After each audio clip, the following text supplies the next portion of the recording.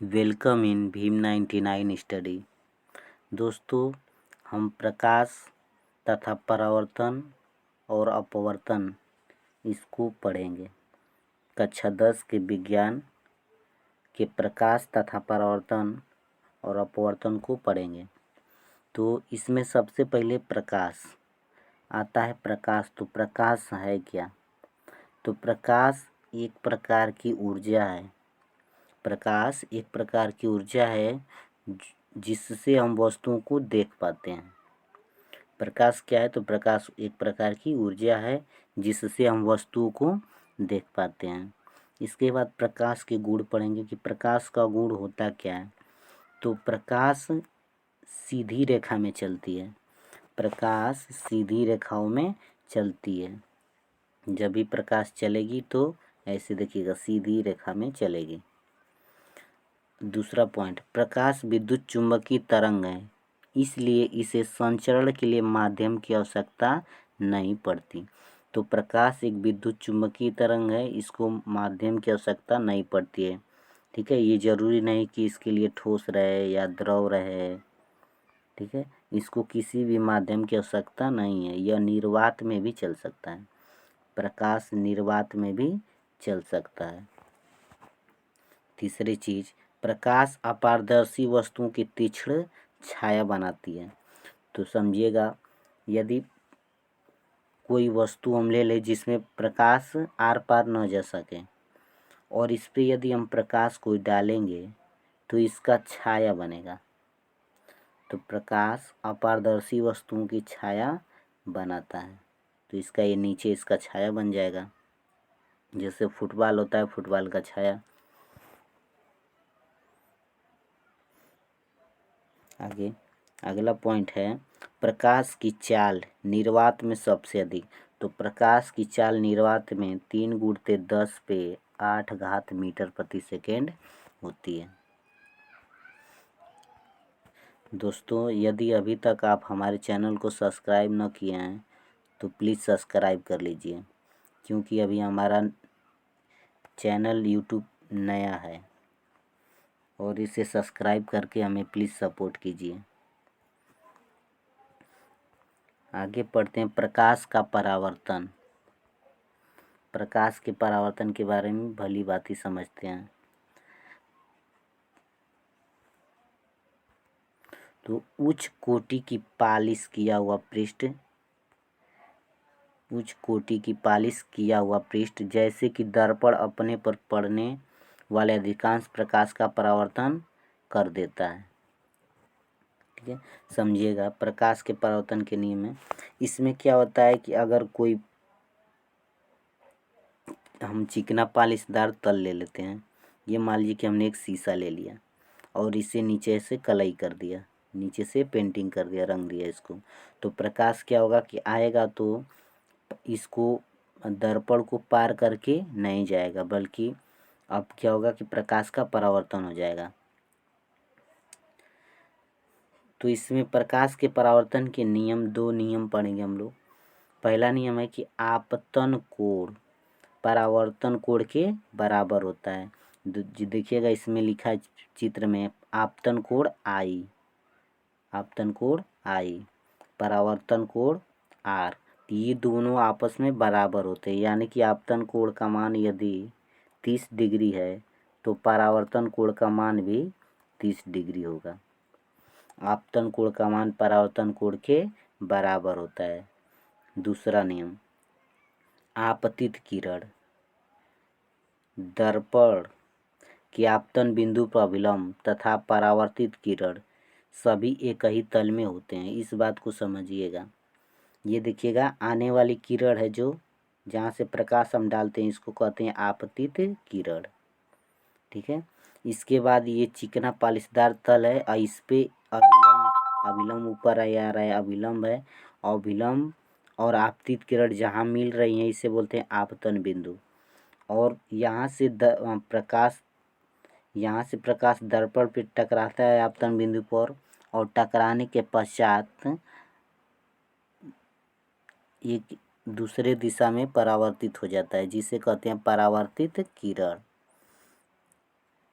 तो यही कह रहा है कि आपतित किरण, परावर्तित किरण तथा अभिलंब तीनों एक ही तल में होते हैं। तो ये हो गया दूसरा नियम।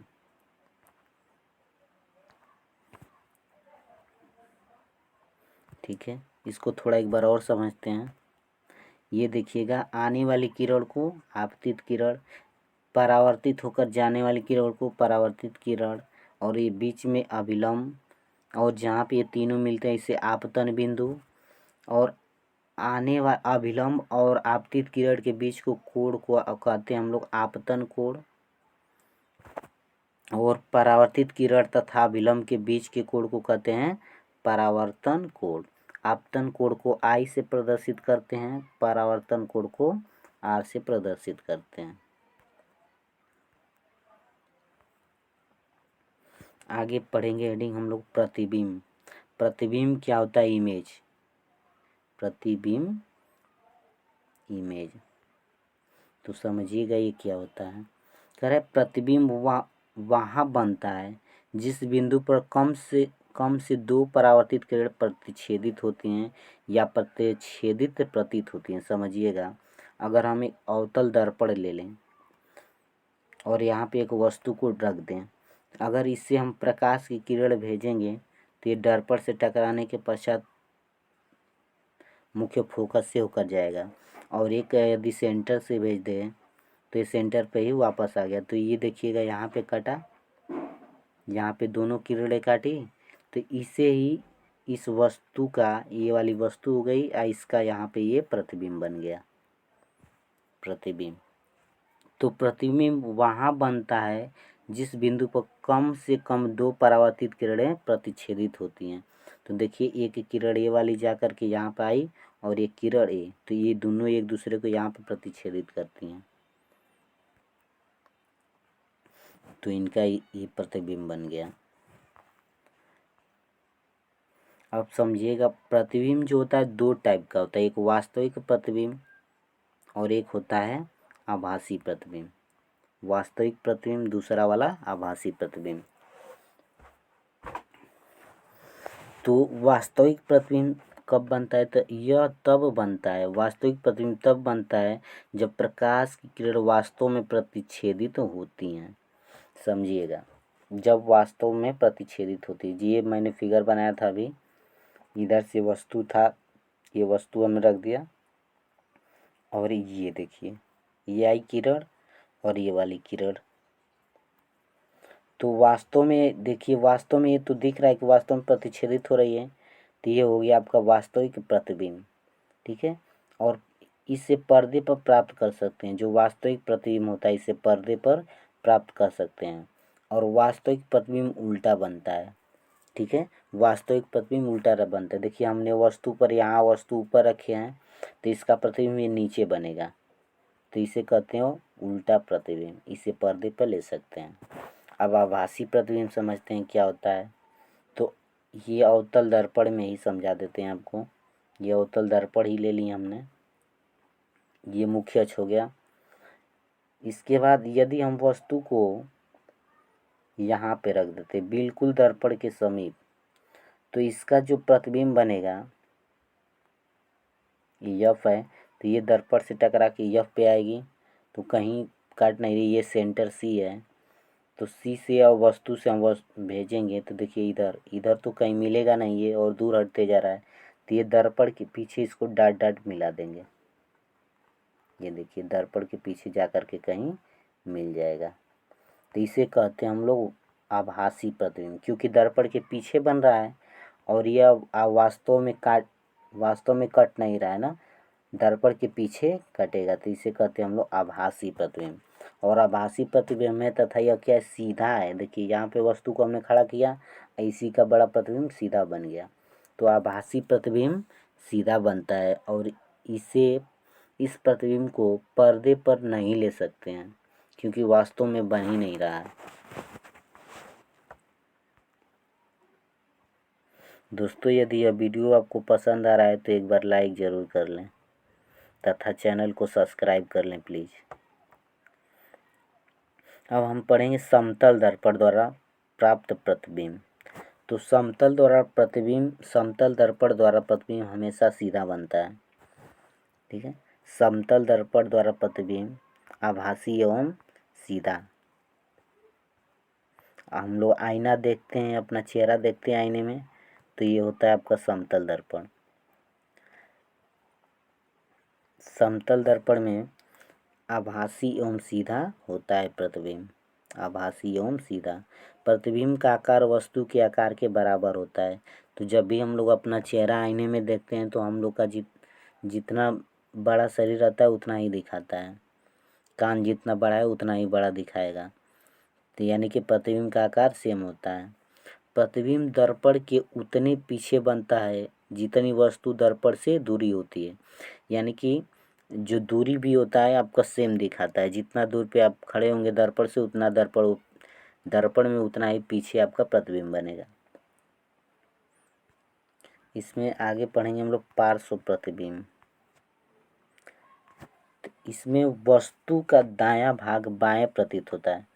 पार्श्व प्रतिबिंब में वस्तु का दायां भाग बाएं प्रतीत होता है और बायां भाग दाएं प्रतीत होता है। फिर हम पढ़ते हैं गोली दर्पण क्या होता है। तो गोली दर्पण में दो दर्पण हम लोग को पढ़ना है, अवतल दर्पण तथा उत्तल दर्पण। तो गोली दर्पण का परावर्तक तल अंदर की ओर या बाहर की ओर वक्रित होता है। गोली दर्पण जिसका परावर्तक पृष्ठ अंदर की ओर अर्थात गोले के केंद्र की ओर वक्रित हो अवतल दर्पण कहलाता है। समझिएगा अवतल दर्पण क्या होता है, ये समझिएगा। ये फिगर बनाया गया है तो इसमें बाहर से कलई किया गया है। बड़ा फिगर ले लेते हैं। अवतल दर्पण में कलई बाहर से किया होता है, यानी कि पेंटिंग जो होता है आयरन ऑक्साइड का बाहर से कर दिया जाता है। और इसमें परावर्तन दबे हुए पृष्ठ से होता है। ये देखिए दबा हुआ पृष्ठ है अंदर की तरफ और परावर्तन, ये परावर्तन हो रहा है। ये आने वाली किरण है, ये जाने वाली किरण। तो परावर्तन दबे हुए तल से होता है। तो यह दर्पण कहलाता है आपका अवतल दर्पण। ठीक है। गोलीय दर्पण जिसका परावर्तक पृष्ठ बाहर की ओर वक्रित हो उत्तल दर्पण कहलाता है। अब उत्तल दर्पण के बारे में समझते हैं कि उत्तल दर्पण क्या होता है। तो उत्तल दर्पण में कलई अंदर से किया जाता है। ये देखिएगा, उसमें बाहर से था, इसमें पेंटिंग अंदर से कर दिया गया। और इसमें परावर्तन जो होगा उभरे हुए तल से होगा। परावर्तन उभरे हुए तल से होगा। ये प्रकाश गई, इसका ये परावर्तन हो गया उभरे हुए तल से। इसका फोकस अंदर की तरफ होता है। तो इसे हम लोग कहते हैं उत्तल दर्पण। दो प्रकार का दर्पण हो गया, अवतल दर्पण और उत्तल दर्पण। उत्तल दर्पण में कलई किधर से किया होता है, तो कलई दबे हुए पृष्ठ पे किया जाता है, यानी कि अंदर से।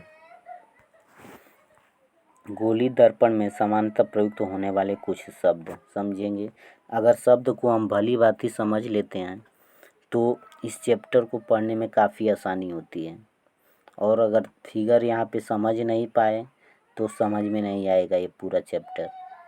तो बिल्कुल ध्यान से पढ़ने की कोशिश करते हैं। ये यन और यम माइरर शीशा है, दर्पण। यन और यम क्या है, दर्पण। ध्यान देना, अवतल दर्पण है। दूसरी चीज, इसमें पी जो है ध्रुव है। पी का नाम है ध्रुव। एक एक चीज ध्यान दीजिएगा।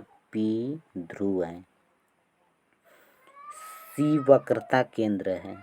सी वक्रता केंद्र है।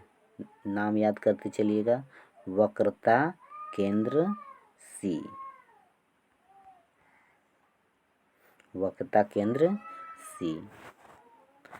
अब इसमें यफ है, तो यफ को कहते हैं मुख्य फोकस। मुख्य फोकस। ठीक है। तो यफ और पी के बीच की दूरी को स्मॉल यफ, इसको कहते हैं फोकस दूरी। क्या कहते हैं, फोकस दूरी। और पी तथा सी के बीच की दूरी को कहते हैं वक्रता त्रिज्या। आर को कहते हैं वक्रता त्रिज्या। वक्रता त्रिज्या।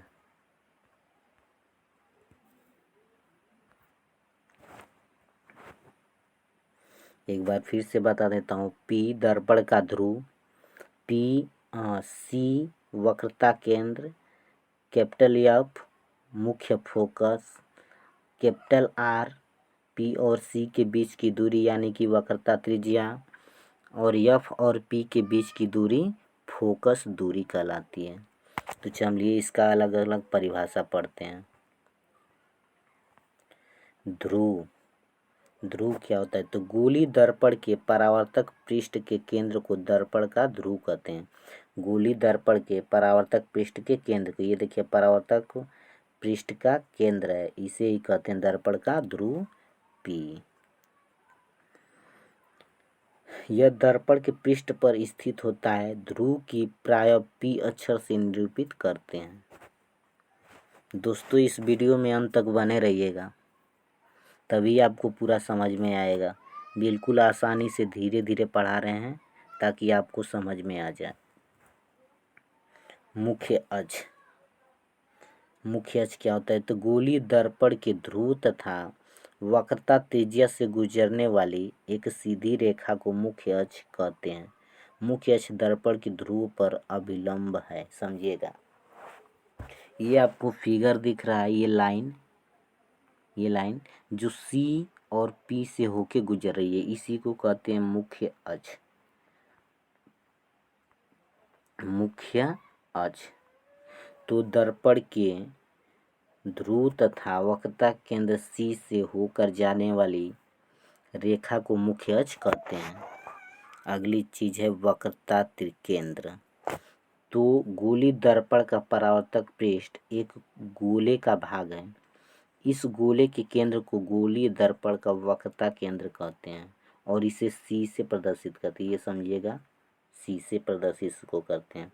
ये गोला है, गोली दर्पण एक खोखले गोले का भाग होता है। देखिएगा गोला है पूरा, और इसके केंद्र को, इस गोले के केंद्र को ही वक्रता केंद्र कहते हैं और इसे C से प्रदर्शित करते हैं।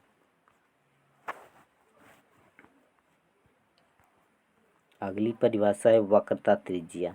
तो वक्रता त्रिज्या ये दर्पण के ध्रुव P तथा C के बीच की दूरी को वक्रता त्रिज्या R कहते हैं। ये होता है वक्रता त्रिज्या, इसे R से प्रदर्शित करते हैं। इसके बाद है द्वारक। तो गोली दर्पण के परावर्तक पृष्ठ की वक्रताकार सीमा रेखा का व्यास दर्पण का द्वारक कहलाता है और इसे यमयन से प्रदर्शित करते हैं। समझिएगा द्वारक, ये यमयन है ना, यमयन, ये होता है दर्पण का द्वारक। जहाँ तक प्रकाश का परावर्तन होगा ये सारा जो है दर्पण का द्वारक कहलाएगा। अगली परिभाषा मुख्य फोकस।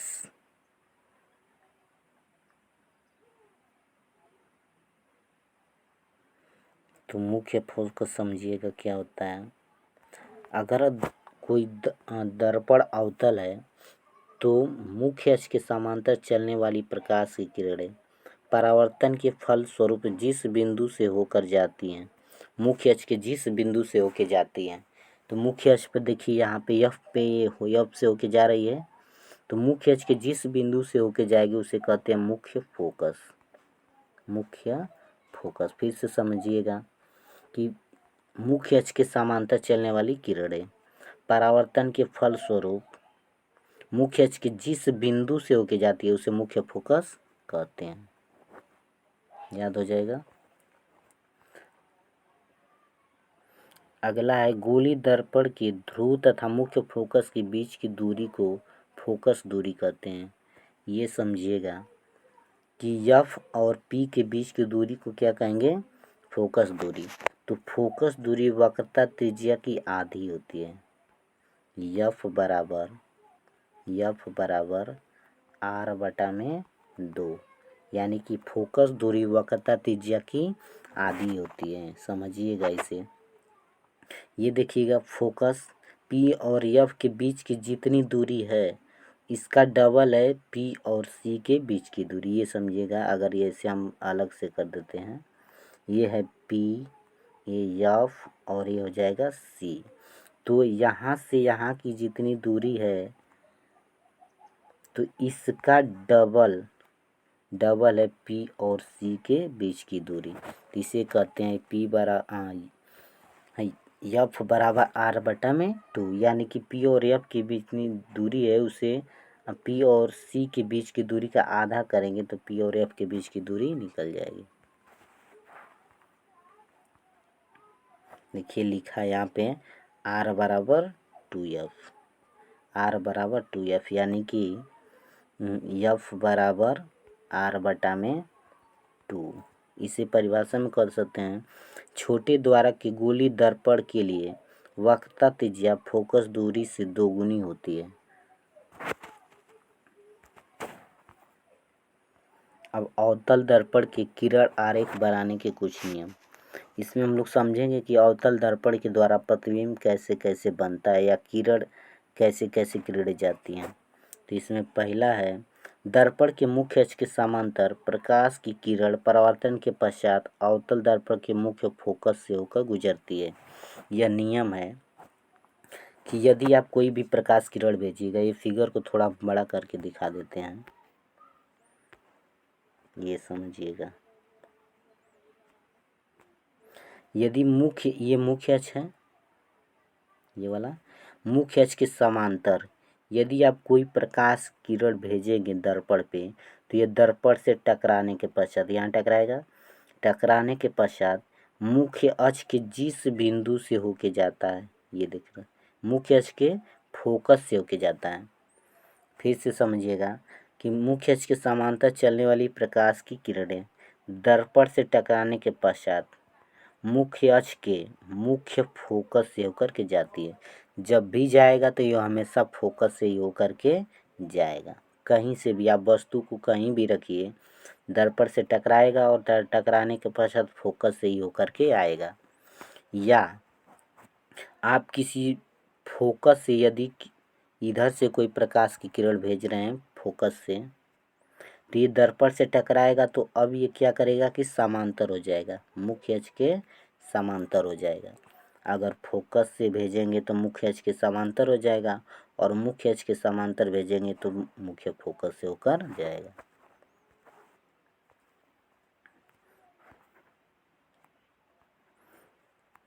ठीक है, इसी में दूसरे में समझाया गया, दूसरे के फिगर में, इसको भी बड़ा कर देते हैं कि यदि मुख्य फोकस से आप किसी प्रकाश की किरण को भेजते हैं तो दर्पण से टकराने के पश्चात मुख्य अक्ष के समांतर हो जाएगा। देखिए समांतर हो गया।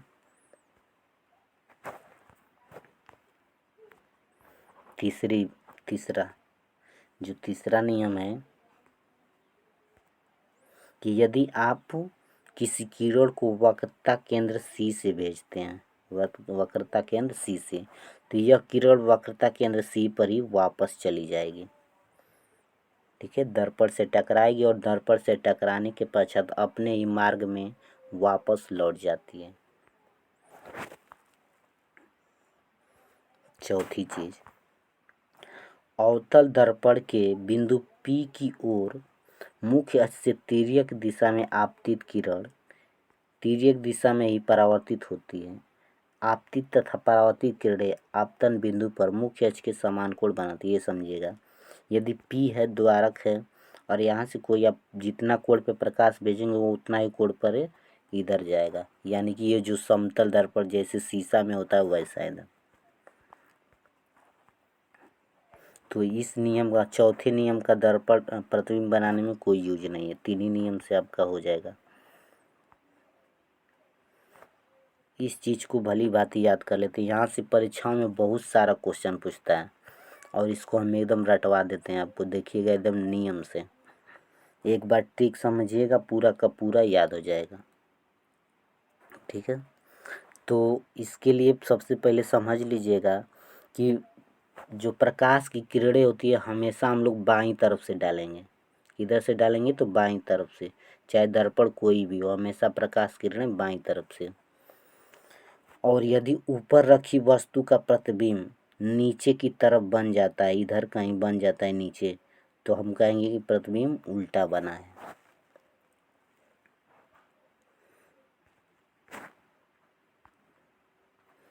अब हम आपको फिगर के माध्यम से समझाते हैं कि कहाँ पे वस्तु को रखेंगे तो उसका प्रतिबिंब कैसा बनेगा।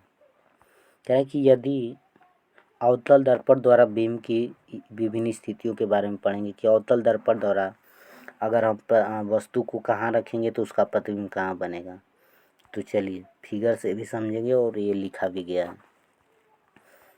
ये अनंत पर यदि आप वस्तु को रख दें, अनंत पे रख दें तो उसका प्रतिबिंब फोकस पे बनेगा। ये देखिएगा अनंत पे हमने वस्तु को ही रख दिया, अनंत पे कोई वस्तु रख दिया, इसका प्रतिबिंब कहाँ बना तो ये फोकस पे बना, बिंदु साइज का बना एकदम। तो ये लगभग बिंदु साइज का बनता है और इसे बोलते हैं उल्टा वास्तविक। अनंत पे रखी वस्तु का प्रतिबिंब उल्टा बिंदु साइज का।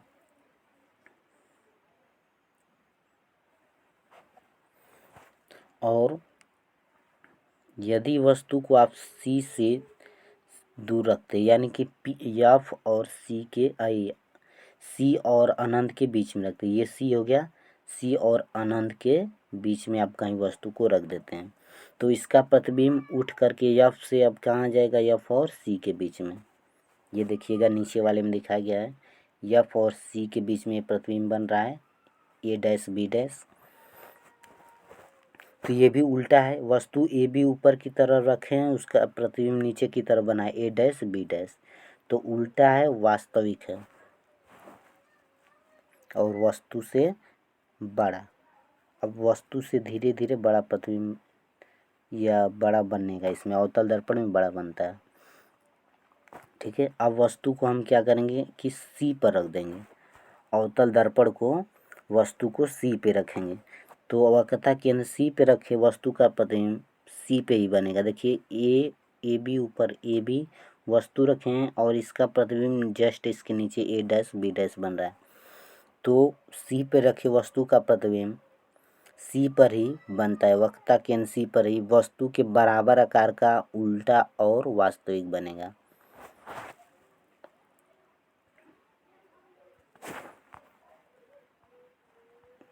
यदि सी तथा एफ के बीच में कोई वस्तु रखें, सी तथा एफ के बीच में वस्तु को रखें तो इसका प्रतिबिंब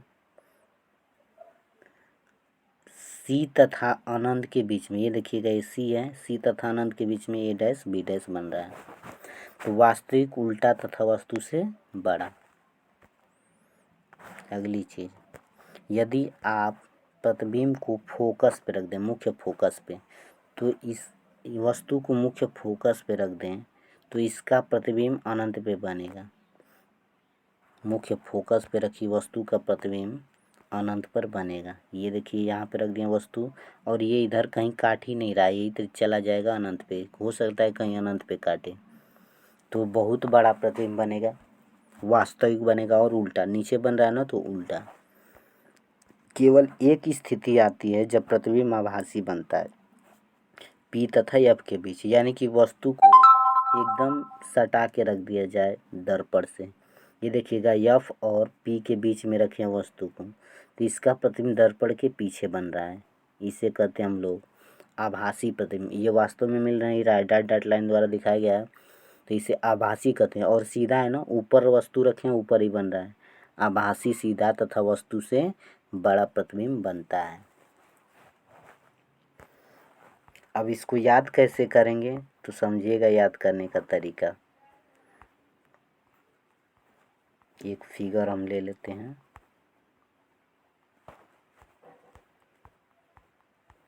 कोई जिसमें आपको समझ में आए, ये वाला समझ में आएगा इसमें, इसको हम बड़ा कर देते हैं,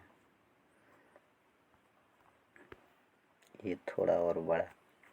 अब समझते हैं इसमें, इनको थोड़ा सा सेट कर लेते हैं हम, ये ये और इसको मान लेते हैं कि अनंत है, अनंत जहाँ पे कटा है ये वाला अनंत, लिख भी देते हैं अनंत। समझिएगा, अगर आप वस्तु को अनंत पे रखें यानी कि यहाँ पे, ठीक है, तो प्रतिबिंब बन रहा है आपका मुख्य फोकस पे यहाँ पे। तो हम जैसे जैसे बाएं साइड चलेंगे यानी कि इधर एक बिंदु जैसे ही हम इधर चलते हैं तो इसका प्रतिबिंब एक बिंदु इधर की तरफ चलेगा। ठीक है, समझिएगा। एक चीज़ याद रख लीजिएगा कि अनंत पे रखेंगे तो वस्तु तो इसका प्रतिबिंब फोकस पे बनेगा। और अब अनंत से थोड़ा सा हट करके अनंत और वक्रता केंद्र सी के बीच में, यानी कि यहाँ पे वस्तु रखेंगे तो प्रतिबिंब भी यफ से उठ करके थोड़ा सा यहाँ जाएगा सी और यफ के बीच में। और अब हम वस्तु को यदि सी पे रखेंगे तो इसका प्रतिबिंब भी यहाँ से उठ करके अब आ जाएगा सी पे, यानी कि सी पे रखी वस्तु का प्रतिबिंब सी पे है। अब हम वस्तु को सी और यफ के बीच में जब रखेंगे, यानी कि यहाँ रखेंगे प्रतिबिंब ये वाला पे, तो इसका प्रतिबिंब बनेगा सी और अनंत के बीच में। और जब वस्तु को हम यफ पे रखेंगे तो इसका प्रतिबिंब अनंत पे, और तथा वस्तु को जब पी और यफ के बीच रखेंगे तो इसका प्रतिबिंब दर्पण के पीछे आभासी सीधा बनेगा। याद हो जाएगा, देखिएगा, समझिएगा फिर से, ये चीज़ें जरूर परीक्षा में आती है, ये समझिएगा। अनंत पे रखी वस्तु, यदि वस्तु को अनंत पे रख दें तो इसका प्रतिबिंब फोकस पे बनेगा। अनंत पे रखेंगे तो फोकस पे अत्यधिक छोटा, वास्तविक तथा उल्टा। सी से परे रखेंगे, यानी कि सी और मतलब सी और या अनंत के बीच में रखेंगे तो इसका प्रतिबिंब फोकस तथा सी के बीच छोटा, वास्तविक उल्टा बनेगा। सी पे रखेंगे तो इसका प्रतिबिंब सी पर ही समान साइज का, वास्तविक और उल्टा बनेगा। सी तथा यफ के बीच रखेंगे तो सी से परे बड़ा, वास्तविक तथा उल्टा बनेगा। यफ पे रखेंगे तो अनंत पे वस्तु का प्रतिबिंब बनेगा अत्यधिक बड़ा, वास्तविक तथा उल्टा बनेगा। और पी तथा यफ के बीच रखेंगे तो दर्पण के पीछे विवर्धित बड़ा, आभासी तथा सीधा बनेगा। आगे बढ़ते हैं दोस्तों, एक बार फिर से कह देते हैं, अभी तक आप हमारे चैनल को सब्सक्राइब न किए हैं तो प्लीज़ सब्सक्राइब कर लें तथा वीडियो को लाइक कर लें तथा अपने दोस्तों के साथ शेयर कर लें। अवतल दर्पण के उपयोग, अवतल दर्पण के उपयोग कहाँ करते हैं? तो सामान्यतः टॉर्च, सर्च लाइट तथा वाहन की हेडलाइट में प्रकाश की शक्तिशाली समांतर किरण प्राप्त करने के लिए किया जाता है। समझिएगा, इसका प्रयोग सर्च लाइट में करते हैं तथा वाहनों के हेडलाइट में करते हैं। किसका? अवतल दर्पण का उपयोग। दूसरा उपयोग, दंत चिकित्सक जो होता है वो अपने मरीजों के दांतों को बड़ा प्रतिबिंब देखने के लिए इसका यूज करता है, अवतल दर्पण का। या आपका नाक या गले का डॉक्टर जो होता है अवतल दर्पण का यूज करता है। तीसरी चीज़, प्रतिबिंब प्राय चेहरे का बड़ा प्रतिबिंब देखने के लिए जो दाढ़ी बनाने वाले दर्पण होते हैं उसमें यूज किया जाता है अवतल दर्पण, दाढ़ी बनाने के लिए। सौर भट्टियों में सूर्य के प्रकाश को केंद्रित करने के लिए बड़े अवतल दर्पण का उपयोग किया जाता है। ये याद रखना, सौर भट्टियों में सूर्य के प्रकाश को केंद्रित करने के लिए बड़े अवतल दर्पण का उपयोग किया जाता है। दोस्तों, उत्तल दर्पण के बारे में हम लोग अगले वीडियो में पढ़ेंगे, क्योंकि वीडियो बहुत लंबा हो रहा है। तो चलिए, धन्यवाद।